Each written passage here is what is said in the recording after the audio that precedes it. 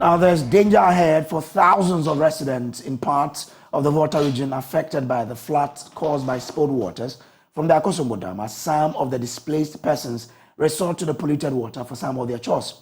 Fear of cholera outbreaks and other waterborne diseases is imminent. Now, the Queen Mother of Sokwe in the South Tongu district of the Volta region, Mamaga Ajesu, is worried the community shows signs of infections and there could be an outbreak soon if the water concern is not addressed immediately.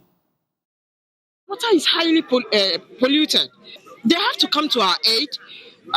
We went for a meeting on Sunday, and then the MP suggested we use the Akosombo Dam. That one, they will be able to sterilize it. He mentioned some chemicals that is supposed to be bought by the VRA so that they will be able to be opening the tap like intermediately. But as I'm speaking now, the tap is still not flowing. And for weeks now, we don't have flowing water. We need to drink. We need to bath. We need to wash. We need to cook. What are we going to use for all those kind of activities? It is a hindrance to us. We thank God that we haven't had any casualty of death. But what I know is there are snakes and then other kind of this thing in the water. Some even when they touch your skin, the worms and then it wouldn't have effect now. Maybe after some time before they will see the effect. My fear is maybe after this, then the sicknesses will come up because when you drink it right now, you will not have effect. But for weeks or months before the effect will start coming up. Now, District Chief Executive for South Tongu, Divine Apenu, tells my colleague Winston Amwa that the local health authority is collaborating with personnel from the Ghana Medical Association to undertake screening of all those affected by the flooding in the communities. Currently, we have people, about 14 savings across the district. And the point is that leaving your home and then moving to a different place, definitely there will be some form of discomfort. But I think that we are managing the situation very well with the assistance of the Ghana Health Service and all other stakeholders. Let's focus on the health impact. So far, how are you dealing with that? We've been able to establish these mobile clinics and most of the savings, and screening has started. Some medical staff are placed there. We have also created an isolation center at the Batokali Hospital to take out those who might need to be isolated. So it's going on well. Yesterday, the Ghana Medical Association, DMA, and some other, in a sense, some medical team who are joining the team currently to ensure that all the CVVs have medical team. And I think that one challenge that started initially was that people do not have their health insurance cards have been washed away and all that. So the directive has come and they are treating them free now, and things are going on smoothly. The information I picked from the health director this morning indicates that they've been directed to do screening for everybody. So they will start this morning at the various savings. Do you have enough relief items? Are you able to reach all of these persons in these safe havens? Yeah, so we are giving enough relief items to our people. Here at the assembly where we have the emergency operation center working together with the district disaster management team. That is where we receive all official donations that come. I must say that Mokwe is the hardest hit zone. Now, MPP Member of Parliament for Doma East, Paul Chimberma, is calling on the Speaker of Parliament to urgently reconvene Parliament so that the House can offer strong support to victims of the floods in the Volta and other regions. For almost 2 weeks now, several communities in the Volta region have been submerged following the spillage of the Akosombo Dam. According to Paul Chimberma, the House should be recalled so that it can offer support to the victims who are in dire need of help. obviously over 26,000 people being displaced. It's quite a lot. I hope we can quickly attend to their needs. As a parliamentarian, I believe that Parliament will reconvene as soon as possible for us to quickly maybe go there to see things out, and also, if possible, see what we can do to help them in difficult times like this. So I think I will call on all meaningful Ghanaians who have the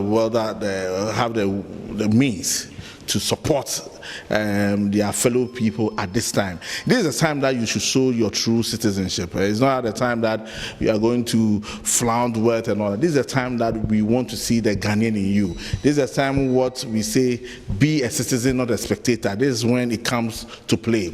So I will urge all my colleagues and other people to see how we can all come in together.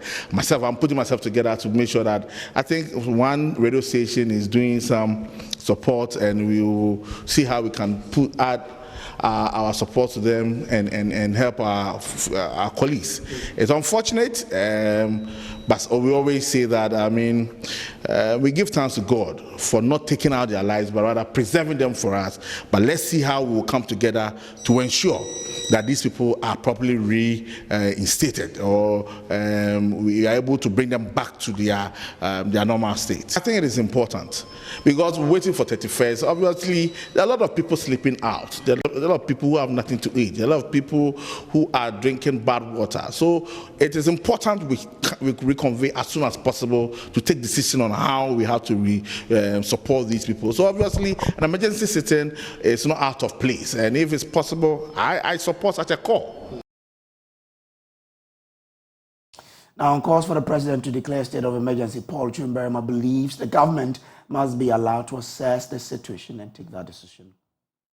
I think the Interior Ministry will have to give us a proper assessment to see if we are there yet. And at this point, if you look at the Interministerial Committee that has been set up, it's a high-powered delegation, and therefore it's a high-powered committee, and therefore I think it's important that we allow them also to do their things and see where they can take us. Let's take you to one of the safe havens now, Azizanya, where my colleague Carlos Coloni is standing by. Carlos, so throughout the day you've been with the Vice President's team. What can you report for us as of this time that we're speaking to you?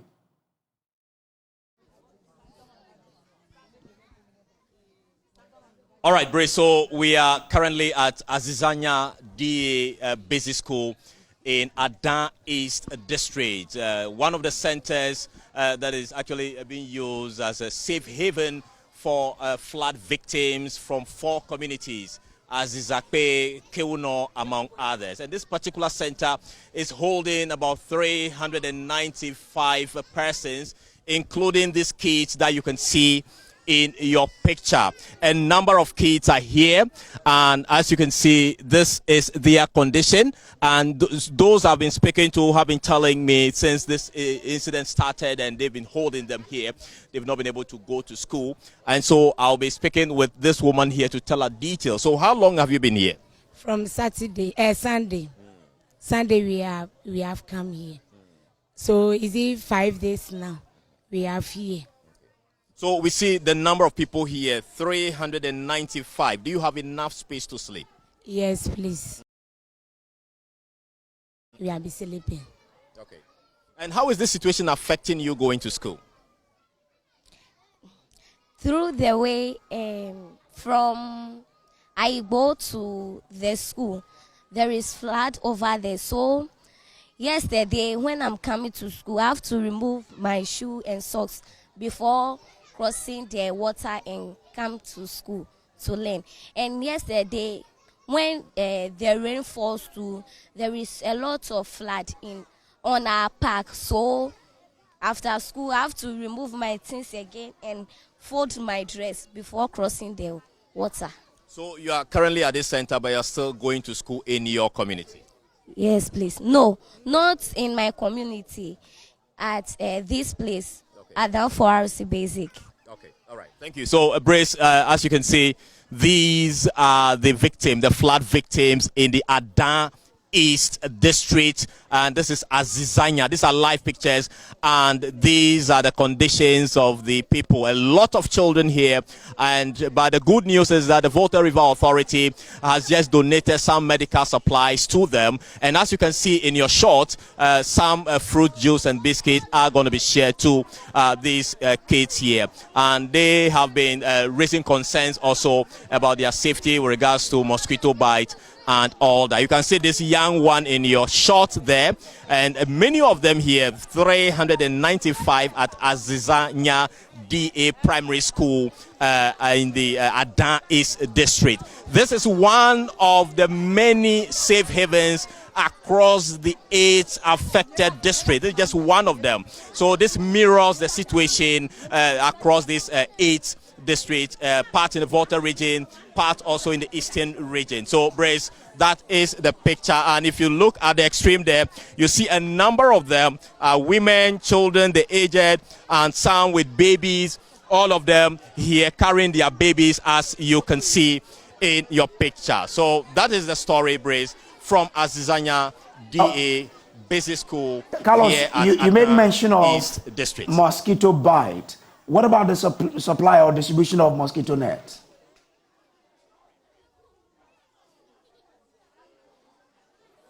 Indeed, so they have been saying that they have been supplied with some mosquito coils, but the fact that the rooms are not that spacious and they don't have what it takes to hold this mosquito net, they have resorted to the use of the mosquito coils, and so that is a bit of a challenge to them, which is actually exposing them to mosquito bite. So I would want you to briefly look at the situation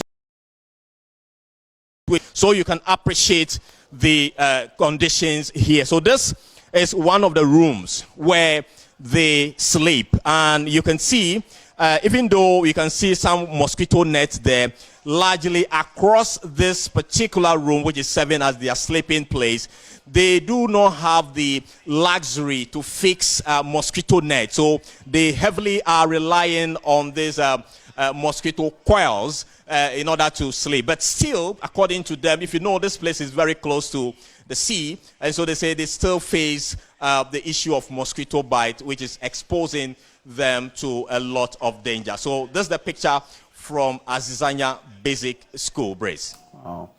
All right, grateful. Let's extend support to them as much as we can. Still on this, to alleviate the suffering of farmers in the Volta region who have lost their farms to the floods, the Ministry of Food and Agriculture has announced a swift intervention plan. The Minister of Agriculture says he has directed that $40 million of the World Bank-funded Food Systems Resilience Program be restructured to support the farmers. Mr. Champon, who spoke to my colleague Samuel Mbura after a presidential conference on youth in agriculture under Planting for Food and Jobs program at the University of Ghana, however, indicated that a flood will not trigger any food crisis in the country. All witnessed the destruction of property in the region. I don't have the facts if any lives have been lost yet, but certainly one fact that has been reported to me is a massive destruction of farm assets along the Volta River. It is our duty as Ministry of Agriculture to restore these people. We have a program in-house called the Food Systems Resilience Program funded by the World Bank, and I have directed that they should restructure $40 million out of it to restore all the farmers in the Volta region along the river's path and in the eastern region, all those farmers that suffered the devastation effect of the spillage of their farms. So $40 million has been committed to restore all the farmers along the river banks. How is this going to be done? How soon is this going to take place? Well, clearly we have to wait for the program of reducing the pressures of the dam to subside. We don't know how long it will take, but we believe that clearly, if it takes a week or a month, whenever the river subsides, we will go in, identify the farmers, restore them by land development, giving them seeds, giving them fertilizers, giving them proper agronomic practices to restore them to where they were before the spillage. We need that food as part of our food stock, and we're going to do everything to ensure that farmers that have been affected by the spillage are restored back to the situation before the spillage. Is this flood, igniting any fear of a possible, food crisis in the country? We know in the Volta region they produce all manner of sipples as well as, fish and different kinds of food for the basket in the country. What is your immediate worry as a ministry? The challenges that we are facing there will not in any way cause a food shortage or food security situation for us. What is important for now is that people have lost their farms, which is their livelihood, and as a government, as a ministry, we are going to take aggressive steps to restore them. But as to the effect on our food situation, it will really not have any impact. We're good to go. Now, to some other stories now, the Ghana Bar Association is questioning the approach adopted by the government to fight illegal mining menace, also known as Galamsey. Attorney General Godfrey Adame has been fighting the NDC, who have accused him of attempting to cover up for government officials and leading MPP members allegedly involved in illegal mining, following his recommendation that no person mentioned in the Professor Frimpong Boateng Galamsey report be prosecuted. But addressing a news conference earlier, President of Ghana Bar Association Yao Achampong Boafo charged the government to target corrupt politicians and public officials who are bankrolling and profiting from Galamsey. Please permit me to touch on the raging menace of illegal mining in Ghana. The harmful effects of Galamsey are all around us. We cannot gloss over. Land for the cultivation of staple food and cash crops have been affected. There are studies that Galamsey is contributing to death amongst children. Despite the efforts and assurance of government to deal with the menace, there appears to be a general consensus that not much has been done to effectively and roundly deal with it. The GABA holds the view that a lot more can still be done to effectively deal with the menace. That poses a serious threat to our survival, especially in this period of climate change concerns. We call on government, political leadership, and key stakeholders to show more political will and integrity in decisively dealing with the Galamsey menace. This can be done if the real powers behind the Galamsey menace are identified and dealt with in accordance with law. Galamsey is a capital-intensive illegal activity. The heavy-duty equipment and other machinery and chemicals used in Galamsey cannot be afforded and purchased by the young men and women who get arrested on Galamsey sites. These hired hands are not the ones who grant entry permits into forest reserves. Galamsey can only thrive if powerful and influential persons in society are actively funding such menace. The reasonable and irresistible conclusion is that it is controlled and funded by a network of corrupt public officials, politicians, traditional rulers, and wealthy and powerful business interests. Indeed, we will be playing the ostrich with our future if we pretend as we are at the moment. The government must be honest and bold and fish out these evil axes of powerful interest, engage in a wanton destruction of our environment, and deal with them decisively, irrespective of the status or political background of the individuals involved. If we refuse to act, the ravenous gluttony of our elite will completely destroy us as a nation. And the Ghana Bar Association, meanwhile, says the fight against corruption under President Akufo-Addo has been lethargic on some occasions, urging President Akufo-Addo to live up to his claims of protecting the public purse. On recent attacks on the media and journalists, the Ghana Bar Association says political parties must call their supporters to order. There's no benefit in self-censorship of the media. However, our situation is not all doom and gloom. We should also report what is good about our nation, our democratic stability, hospitality, ingenuity in most fields of endeavor, both home and abroad. The GBA therefore joins the call for more responsibility, decency, restraint, and circumspection on our airwaves. The media and programs they churn out should be healthy ones that promote peaceful coexistence and real talk shop a marketplace of ideas where opinions and superior alternatives are discussed and exchanged within an atmosphere of civility rather than platform used as outlets for ventilation of divisions, interpret language, and beating of war drums. There is an Akan adage that says that whilst you advise the cat, you also advise the mouse. In as much as we are asking our media outlets to be responsible, we are also calling on political parties and their activists to show restraint and tolerance. The idea that political party activists or anybody who does not like the programming content of a media house can go out there, vandalize and attack anybody belongs to the Stone Age. What we know is that there are many remedies available, from the right to have a joinder to the NMC to the courts. So we condemn in no uncertain terms attacks on media personnel and media houses by political party activists, and we ask them, the political parties, to rein in their hot-headed activists. Our democratic experience has come thus far, and these things are inimical to our dispensation.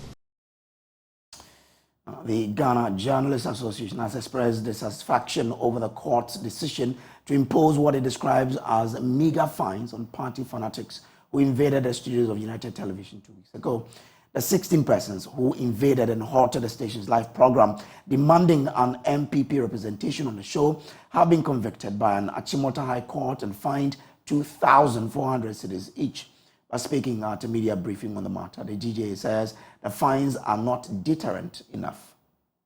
While commending the police and the court for the speedy prosecution and conviction, we are of the opinion that under the circumstances and based on video evidence of the happenings on that fateful evening, the charges preferred against them were not far-reaching because their actions should have resulted in the investigation and attraction of the following charges. And I name them. 1, unlawful entry. 2, rioting. 3, rioting with weapons. 4, assault and battery. 5, causing harm. 6, threat of harm. 7, unlawful assembly. 8, offensive conduct conducive to breach of the peace. 9, forcible entry. And 10, allegedly carrying offensive weapons. The charges of conspiracy to commit crime and rioting, in our opinion, are inadequate, soft-handed, and minimalistic, to say the least. We acknowledge that the judge has the discretion of either imposing a custodial sentence or fine, which is also a form of punishment under our criminal jurisprudence, which may have informed the magistrate to opt for the imposition of a fine. It is our view that the option of fine imposed is not deterrent enough. That may largely be due to the fact that the charge preferred by the police were not thorough enough. We believe if all the offenses mentioned above had been investigated and preferred against the tax, stiffer punishments would have been imposed on them than the fine of 200 penalty units each.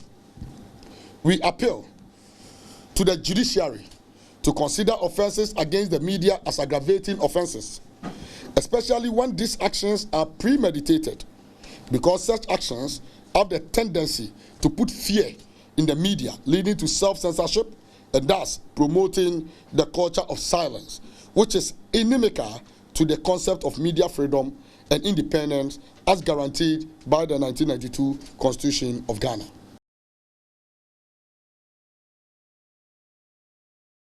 This is still JoyNews Prime. We'll take a break. We'll be back, but still to come here, we have a special piece on the National Cathedral Project Secretariat, which has, as we speak now, has come to a standstill. There's more after the break. Well, the National Cathedral Project Secretariat has refuted claims of a lack of needed audit by Archbishop Nicholas Duncan Williams and Reverend Eastwood Anaba as their stated grounds for resigning from the Board of Trustees overseeing the construction of the cathedral. We'll bring you details from the Secretariat, but first, Joy News' features editor Jojo Kobna takes you down memory lane to when Archbishop Nicholas Duncan Williams wholeheartedly supported the construction of the cathedral and asked what really happened for him to withdraw his support.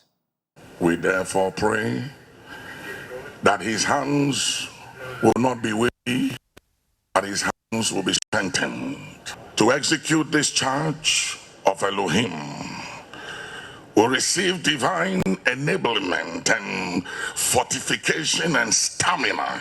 A stirring prayer from Archbishop Duncan Williams, a member of the Board of Trustees of the National Cathedral, on the 6th of March 2017. A Catholic priest then blessed the National Cathedral grounds with sprinkles of holy water. All was set for the construction of the National Cathedral. Archbishop Duncan Williams, on his fundraising rounds, pledged to support the president to fulfill his promise to God. I had the opportunity to meet him in his office and I said, Mr. President, can you explain to me this National Cathedral, where is it coming from? And after hearing him, and I looked him in the eye, and looking into his eye, I could see into the soul. And when he said it was a vow I made to God, and I need you to join the team to help me honor that vow, I knew that it was a God thing. Unfortunately, some notable members of the Board of Trustees have resigned. The founder and general overseer of the ICGC, Dr. Mensa Otabil, resigned. The founder and presiding bishop of the Lighthouse Group of Churches, Bishop Darky Mills, also resigned. The latest to resign are Duncan Williams and Reverend Eastwood Anaba. In a joint statement, Archbishop Duncan Williams and Reverend Anaba said their decision to step down stems from government's failure to appoint an independent accounting firm to conduct a comprehensive audit of all public funds contributed to the National Cathedral. On 23rd of January this year, the two clergymen called for the project's immediate suspension and a financial audit. The preachers say not much has been heard in terms of their request, so they have resolved to step down from the project board. The president made a personal donation of 100,000 cedis and said that the government would provide land. The idea is for the state of Ghana to bequeath the land to the project on which we are, and for the financing and funding of the project to come from within the Christian community and the community of all believers in Ghana. But later, the government was generous enough to donate seed money totaling 339 million cedis. The government voted 80 million cedis in the 2023 budget for the construction of the National Cathedral, but the minority kicked against it. Member of Parliament for South Tongu, Samuel Okudzeto Ablakwa, has been a firm critic of the project. When you tell us that the role of the state is just appointment of the architect and design team, which by the way is fresh information, it was not contained in any of the budget documents, land and this preparation, setting up and equipping the secretariat and seed money, you are not being particularly candid. The government continues with this opacity and the lack of full disclosure. As of June 2022, the National Cathedral Secretariat revealed that various churches and denominations had donated 2.21 million cedis. Unfortunately, 4 significant church leaders have resigned from the board. How will this impact the National Cathedral's efforts to raise money? Ghanaians are generous, especially when it comes to giving to the church. So if only 2.21 million cedis has been realized from various churches, then what does this mean? Jojo Kobna, Joy News. Well, the board has released, or the secretariat has released a statement in reaction to this. Let's share with you some part of it. Now it says the attention of the secretariat of the National Cathedral project has been drawn to a letter addressed to the president, cited in the media before board members received copies of the resignation of 2 of the members of the board, Archbishop Nicholas Duncan Williams and Reverend Eastwood Anaba. The reason given in the letter for their resignation is said to be the lack of any information whatsoever following their January 23, 2023 resolution calling for an audit of the National Cathedral project and the complete cessation of work on the project. First, Following the presentation of the resolution to the January 23, 2023 meeting of the board, which the board rejected but which still found its way to the media, both Archbishop Duncan Williams and Reverend Eastwood Anaba fully participated by Zoom in an emergency meeting the next day, 24th January 2023, to develop a press release on the issue. The press release included information on the audit, which was to be conducted by the international audit firm Deloitte. Following this, the engagement letter for Deloitte to officially begin the audit was drafted and signed by Deloitte on March 27, 2023, and set up on their system on May 17, 2023. The expectation was that the first part of the audit was to be completed in July 2023. The audit process so far can be confirmed with the auditors, Deloitte. The board was constantly updated on the process through the chairman and the steering committee, as well as the executive director's reports to the meetings of the board. For instance, the executive director's report to the June 5, 2023 meeting included the following update on the audit. Quote, 3 financial audit, the auditors, Deloitte, are currently in the middle of the audit and are receiving the cooperation of the Secretariat, unquote. So these are snippets of the response to the resignation of Archbishop Nicholas Duncan Williams and Reverend Eastwood Anaba from the board. Now to other stories. The Special Prosecutor, Cecilia Daa, has stated that his office has not retreated from their efforts to request the Chief Justice to change the judge presiding over the case involving former Sanitation Minister Cecilia Daa. On October 12, the Office of the Special Prosecutor accused the judge of showing prejudice against the Office of the Special Prosecutor and the OSP's person. Consequently, the office requested Gertrude Tokonu to either have the judge recuse himself or remove him from all the cases pending before him. There was, however, confusion in court over whether the OSP had withdrawn the petition before the Chief Justice or not. Richard Kwajo was in court and gives us an account of what transpired in court. Draped in a modest knee-length dress, complemented by a pair of sophisticated glasses, Madam Cecilia Daa carried herself with an air of quiet confidence. She had a black handbag with a black shoe to match. Outside the court, she was sandwiched between her lawyers. This is the 3rd time she's been seen in court. The 2 previous times, she came in the company of her husband. She held hands and helped her husband, who was using a walking stick, to his seat. The 2 fixated their gaze on the proceedings.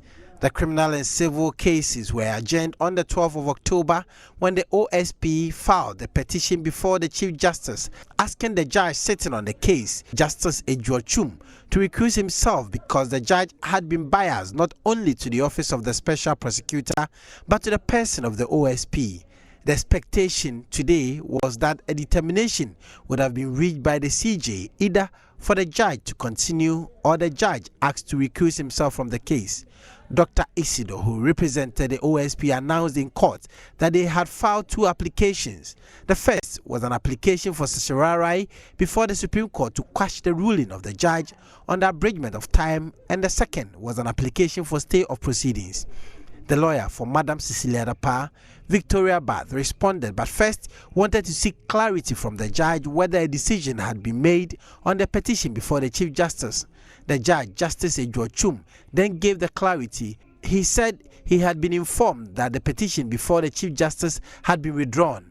Victoria Bath noted that the back and forth by the OSP is an orchestrated plan by the OSP to delay or flee the hearing of his own application, which is causing incalculable injuries to Madam Cecilia Daa and infringing upon her economic rights. She noted that the OSP's press release on 16 October 2023 announcing that it had unfrozen 5 bank accounts of Madam Cecilia Daa was empty. She maintained that the only bank account that Madam Cecilia Daa has is what is on the application before the court, and they don't know any 5 bank account the OSP is referring to as accounts that are not tainted, and to single-handedly unfreeze those bank accounts. Lawyers for Madam Cecilia Daa challenged the legitimacy and the power of the OSP in prosecuting the former minister as far as the criminal matter pending before the court was concerned. Victoria Bad noted that the offence in the charge sheet is not one that the OSP has the mandate to prosecute, and even if he did, he has not produced the authorization of the AG to prosecute this particular offence. It is also their submission that the power of the AG cannot be inferred from Section 4.2 but must be tangible and visible for the court to see. Counsel for the OSP, Dr. Isidore, then signaled that he had an indication that the OSP has not officially withdrawn the petition. The two parties then went into the judge's chamber, and the judge, after 5 minutes of adjournment, announced that the OSP says he has not officially withdrawn his application. The matter has been adjourned to the 25th of October, where the application for stay of proceedings would be heard. It is presumed that the CJ would have determined the petition before him by that time. Reporting for JoyNews from the court complex, Richard Kwejonyako. A headmaster of the Weni Methodist Senior High School, Very Reverend Chumesi Ampofo, has admonished stakeholders in the education sector to help institute measures that would improve the performance of the school, particularly in the National Science and Maths quiz. The headmaster, who was delivering an address to mark the 60th anniversary of the school, also called on government to complete abandoned school buildings to solve the school's infrastructure challenges. And as Sabet has more. Established in the year 1963, the Weni Methodist Senior High School currently has a student population of 2,235 with a total of 200 teaching and non-teaching staff. Headmaster of the school, Very Reverend Chumesi Ampofo, who was delivering an address to climax the 60th anniversary of the school, bemoaned some difficulties bedeviling the smooth running of the school. He was quick to note that the school is instituting structures capable of improving its performance generally, and asked that more needs to be done to improve the performance of the school, particularly in the National Science and Maths quiz. Science and Maths quiz. Mr. Chairman, this is one area that all stakeholders wish to share something positive about our performance. This is our dream as management, staff and students. We are doing all we can to achieve this dream. We are surely not there yet, but we are on course. In this very year, our school team was denied qualification to the national level by Suced, who beat us to the second position by 4 points. He, however, admonished stakeholders within the school, including all students, to support the school as it works towards building a more resilient science and maths team. I wish, however, to say that success in the quiz requires more than normal classroom work. It requires more than average science students. It requires dedicated and well-motivated teachers and students ready to go the extra mile. It requires additional science equipment and facilities to get to this point. The schools that are making it big in this context see it as a project, and I therefore call on all parents, ASMAPO, and all stakeholders to come and support us in this regard. Speaking on behalf of the Minister of Education, Deputy Education Minister in charge of Technical, Vocational Education and Training, Gifty Chum Ampofo, promised management of the School of Government's resolve towards improving secondary education across the country, and asked that the school's abandoned, uncompleted projects will be addressed to help solve the school's infrastructural challenge. Concerns about projects ongoing, and I was glad when he said at least now the dining hall, the boys' dormitory is ongoing, and he wished that you're going to have some furniture. I'm glad to respond that under the quality education with free SHS, whenever a dormitory is built, the dormitory is furnished with beds, not just beds, but beds with mattresses. So when the project is completed, beds with mattresses will be supplied to the facility. Likewise, the dining hall. That is what we're trying to do slowly. On his part, First Deputy Speaker of Parliament, who is also an old student of the school, Joseph Osewusu, admonished pupils of the school to believe in themselves and work towards achieving academic excellence irrespective of their location. We are happy that this school is 60 years. We are also showcasing what 60 years of schooling has produced. Students, former students are here. Where we have gotten to in our respective careers and also to give hope to young people here that it doesn't matter where you are, you can make the best of your situation and achieve what your life purpose is. The 60th anniversary of the Weni Methodist Senior High School was held under the theme Building on 60 Years of Quality Education, the Role of Stakeholders. Anna Sabet, Joy News, Weni. Country Director for ActionAid Ghana, John Nkau, has emphasized the need for banks and government to shift their financing from fossil fuels to agricultural activities. Additionally, he encouraged farmers to use organic materials for their crops. He was speaking at a National Climate Change Conference and the launch of a new ActionAid International Research Report in Ghana. ActionAid Ghana is an affiliate of ActionAid, a global justice federation working to achieve social justice, gender equality and poverty eradication in over 45 countries. ActionAid works to strengthen the capacity and agency of people living in poverty and exclusion, especially women, to assert their rights.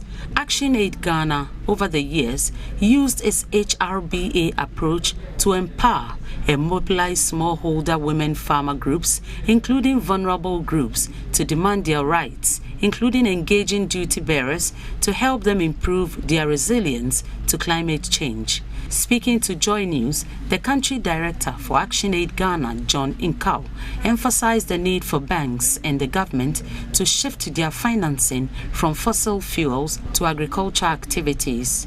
Additionally, he encouraged farmers to use organic materials for their crops. Into a lot more farmers now getting adopted or addicted to the use of chemicals, which in the long-term effect is making them reduce their food yield. And therefore, this conference is also calling on farmers to be well informed about the use of chemicals, to be well informed about the use of fertilizer, and move to the use of organic matter that will ensure that they have sustainable agriculture. And then they'll be able to secure their livelihoods, they'll be able to make a lot more income, to take care of their children, and then to save the earth. Some smallholder farmers urged Ghanaians to consider small-scale farming at home for improved consumption and adopt natural fertilizers for sustainable agricultural practices. This collective effort can contribute to climate change adaptation and build more resilient communities. When it comes to climate change, we, the smallholder women farmers, we are suffering because it is only rain-fed that we are farming, only once in the year.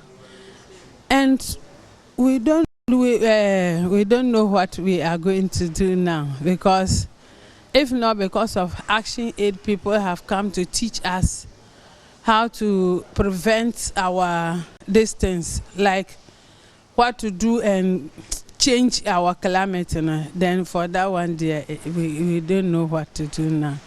The usage of those chemicals are not really gone down with the farmers.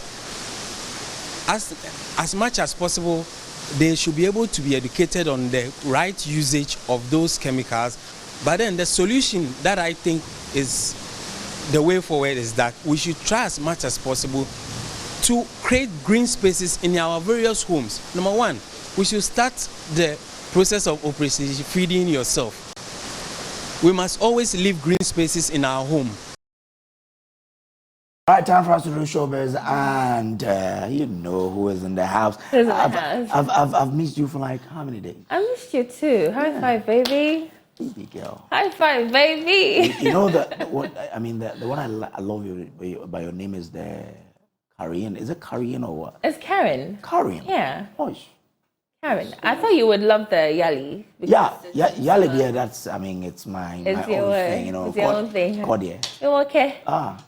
Well, Odako Kodie. But which of is your school in the NSMQ? You know what? My school is in their own league. Okay. You know, they're resting. So I'm not alone. Oh yeah. You know. Anyway, so let's begin with the Ghana Tourism Authority. Okay. So I've got news for enterprises or individuals who are running tourism enterprises that haven't been regularized or licensed by the GTA. So what it is they're set to embark on a nationwide clampdown on tourism enterprises that are not licensed. And the Deputy Chief Executive has more in this presser.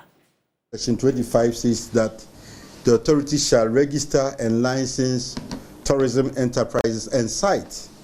And then we say tourism enterprises, we mean the hotels, we mean the guest houses, we mean the spas, we need the traditional catering establishment, the drinking bars, the travel and tour agencies, car rentals, those that are doing Airbnb and all the units that deals with the tourism establishment. So on 29th September, we advertise, and I'm sure you have copies of the press release, telling all those that are not registered by the Ghana Tourism Authority to regularize their operations. We even inform them that we're going to embark on enforcement exercise on the 10th October. Why is it that drivers will not drive when they don't have driving license? But people decide to operate accommodation, food and beverage, entertainment enterprises without operational license. And that's what we are supposed to do. So the exercise will start tomorrow. And then we will make sure that units that do not have the operational licenses of the Ghana Tourism Authority are prosecuted. We cannot take the laws into our hands, so we'll be working with the Ghana Police Service. All right, so there you have it. But away from that, let's talk about Nigerian actor R&D, Richard Moffat Damijo. Yeah. I mean, I love him. And over the weekend... He's a very suave person. But you love him too? Yeah, I like him. Okay, you like him. Yeah, You're playing safe, huh? Anyway. No, I like him. Anyway, so over the weekend he was in Ghana and attended the 8th, Emmy Awards and, passed through the blue carpet, which was hosted by our very own Dorian Avio. And they had a conversation about his latest film, The Black Book. Have you watched it? I haven't, but I've had a lot of Oh, you should watch it. It's an excellent film. And so, you should watch it on Netflix. This weekend. Yeah, you should. And so, they had an interaction and there you have it. But this has completely broken the glass ceiling. I mean, we were #1 in South Korea, #1 in Hong Kong. What are we doing there? So it's just been a film that has kept giving and giving. I've gotten awards. Even in the 3rd week, I'm already been honored by it. So I'm glad that all the hard work paid off. Congratulations on that. Thank you. All right. So away from Richard, I'm bringing you a rather sad story, Mr. Ibu. So apparently he's been bedridden for 2 weeks. Yeah, he's battling, we understand, diabetes and is on the verge of losing his legs. Oh. So that's him soliciting for funds, for all well wishes. If you're a fan of Mr. Ibu, he made your childhood. I'm a big fan. Right. So you should contribute to, making him better. But anyway, let's listen to what he has to say. The medical director of this hospital said the best solution is, in case his new idea didn't work, the best idea is to cut off my leg. Just see me. If they cut off my leg, where will I go to? Where will I go to? Where do I go from here? Please, be on the prayers for me. Talk to God Almighty. I don't want my leg to be cut off. Please. Thank you so much. God bless you.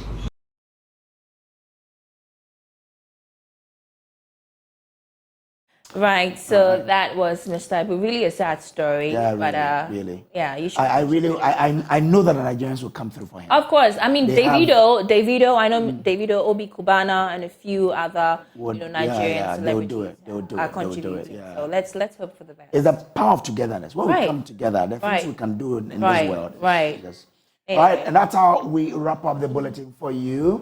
There's more news on myjoyonline.com. We'll hand over to Emma Davis to bring you Prime.